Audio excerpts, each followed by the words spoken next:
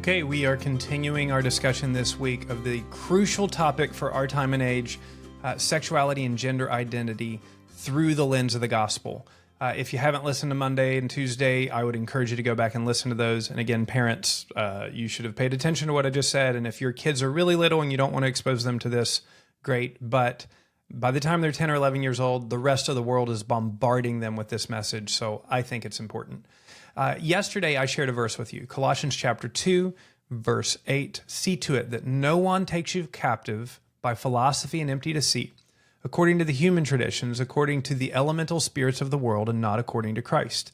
Yesterday, I shared with you some of the human traditions of the past, the Greek culture, the Roman culture, even the Jewish culture, human tradition today, which was not even human tradition in the United States 10 years ago, 15 years ago, 10 years ago, and it will not be the same 5 years from now, 10 years from now. But current human philosophy that is bombarded at us in every facet of life, from politics to movies to sports to commercials to everything. Here are a few of the empty philosophies of today.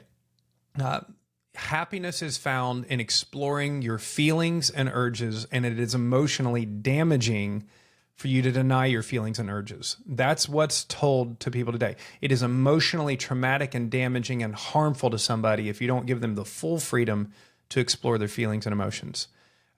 Gender is different from biological sex. This is a new idea that was initially about 50 years ago in some universities started being espoused. For all of human history, gender and biological sex have been the same thing, but in our current human philosophy, they say that it's different.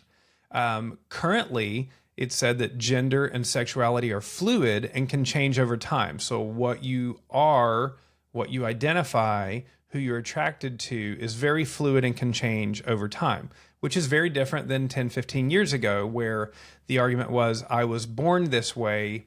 Who are you to rail against the way that I was born? Other philosophies of today, love is love, which is a circular argument and doesn't help you at all.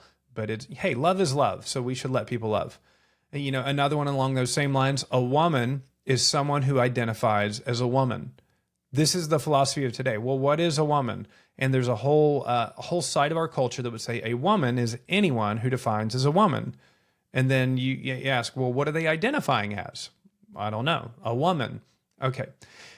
Any objections to this is considered phobia or hate speech. And so even what I'm talking about right now, for a whole segment of society, they would consider what I'm talking about as phobia or hate speech. You're not allowed to talk against ideas because you are considered to be psychologically harming people. And also right now, all relationships are celebrated as long as they're between two consenting adults. And even that is starting to shift as there is a movement coming along for something called minority attracted persons, which is essentially a souped up word for pedophilia. Sadly, this is coming. If you don't know about it, you can Google the term minority attracted persons, and there's a whole movement to try to normalize people, grown men, grown women, who are attracted to underage people and try to normalize this. So culture's shifting. We don't want to be caught in it. Ultimately today, here's the thing that I really want to push back on your culture. This idea that happiness is found in exploring your feelings and urges, and that it's emotionally damaging to deny your feelings and urges. And I just want to tell you this. You are not your feelings. You are not your temptations. Your temptations are something that come and go. Your feelings are accurate at helping tell you how you're interpreting life right now, but your feelings aren't always accurate about reality. And if you are ruled by your feelings, you will live in a manic chaos. And so it is so important as we look at this through the lens of the gospel, as we look at sexuality. And this is, look, if you're a heterosexual, you need to hear this. You are not your feelings. You have sexual attractions to multiple people. You are not your feelings. You do not have to act on them. And the more that you are driven and ruled by your feelings, the more your life damages you, and it will damage the people around you. And you know this to be true because, like, think about your mom and dad. If your mom and dad are married to one another, and let's say your dad starts having feelings and desires for another woman and he acts on it, it's not just, well, I love them and I should be allowed to do it. He's damaging a lot of people around him. So we can see examples of how acting out on our sexual desires or feelings can be damaging to the people around us, but it's also damaging to us. And so there's a great verse in 2 Corinthians chapter 5. It says, 2 Corinthians or 1 Corinthians chapter 10. So sorry about that. Therefore, let anyone who thinks he stands take heed lest he fall. No temptation is overtaking you that is not common to man. God is faithful, and he will not let you to be tempted beyond what you're able to withstand. But with the temptation, he will also provide the way of escape that you may be able to endure it.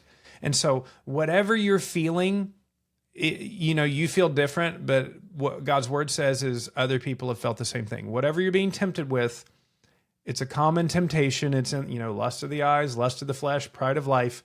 People have been dealing with that. And God's faithful. He won't let you be tempted beyond what you're able. He will provide a means of escape. Why? Because you are not your feelings. You are not your temptations. So you don't have to be ruled by them, but you also don't have to live in condemnation and shame. You're going to be, look, if we explored everything that came through my head or even things I dwelled on, you'd never want to talk to me. But thank God I am not my feelings. I am not my temptations. I am not even the worst of my thoughts. I'm a child of God, made in his image, redeemed by Jesus.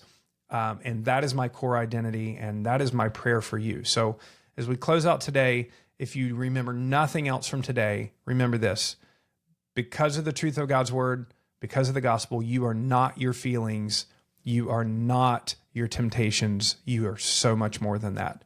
You're a child of God. So revel in that reality today.